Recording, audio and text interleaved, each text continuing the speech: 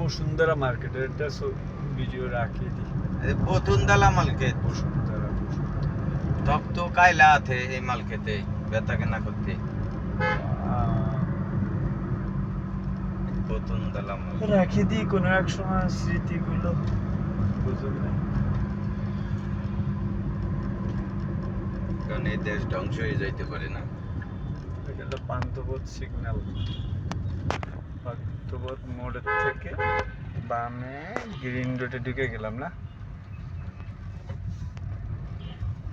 Wow, এত বছর মানে গ্রিন রোডে থাকলাম, কোনোদিন একটা ভিডিও করলাম না, তার জন্য একটু করে নিলাম, বুঝছেন।